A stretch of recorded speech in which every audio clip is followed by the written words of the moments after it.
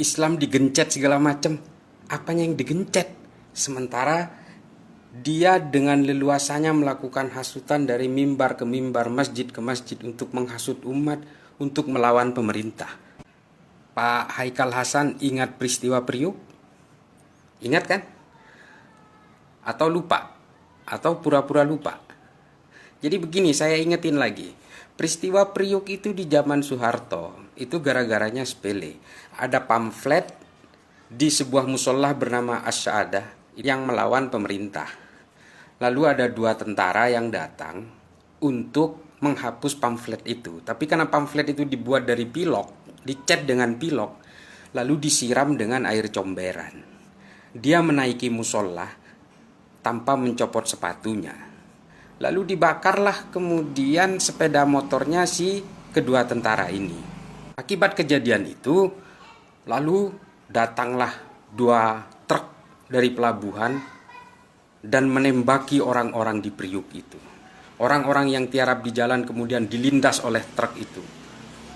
Bunyi-bunyi orang yang menjerit dan juga tulang-tulang yang patah, lalu kemudian ditembaki segala macam bergelimpangan di jalan raya. Pada peristiwa pembakaran itu, ada 4 orang yang ditangkap lalu kemudian dibawa ke Kodim Jakarta Utara. Kemudian sesepuh masyarakat di sana bernama Amir Biki membawa rombongan kira-kira kurang lebih sekitar 150 orang datang ke Kodim Jakarta Utara untuk meminta pembebasan dari 4 orang yang sebenarnya tidak tahu apa-apa itu. Apa yang terjadi di sana? Lalu Kodim meminta 3 perwakilan dari Amir Biki dan rombongannya. Majulah 3 orang untuk menjadi perwakilan dari massa yang meminta pembebasan di Kodim Jakarta Utara itu. Ketika 3 orang ini maju, lalu mereka ditembaki beserta rombongan yang berada di belakangnya. Menurut versi pemerintah, kejadian itu memakan korban jiwa 18 orang, 53 luka-luka. Tapi dalam kesaksian AM Fatwa dan juga beberapa tersangka lainnya di pengadilan mengatakan bahwa korbannya kurang lebih sekitar 400 orang. Lucunya apa? Yang ditangkapi, yang diadili dan dipenjara justru dari umat Islam yang ditembaki itu. Tokoh-tokohnya pada dikandangin, diadili lalu dipenjara. Ada yang dari pihak ketentaraan sendiri, dari pihak militer sendiri, tidak ada yang diadili sampai sekarang. Seperti inikah rezim yang Anda puja itu?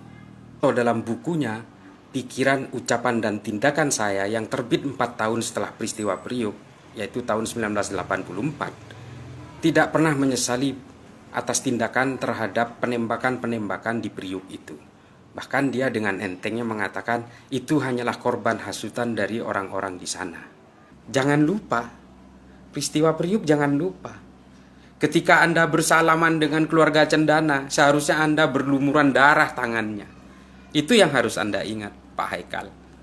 Inilah kemudian yang harus dipahami oleh Pak Haikal Hasan, bahwa seperti itulah Islam yang digencet, bukan seperti sekarang. Pak Haikal Hasan dengan leluasanya dia melakukan hasutan di mana-mana, menggunakan sentimen agama untuk kepentingan politiknya. Kalau Pak Hasan lupa bagaimana perlakuan rezim Soeharto kepada Islam ketika itu, ya silahkan belajar sejarah lagi. Jika tidak, mungkin Anda kebanyakan makan nasi kebuli dari Cendana.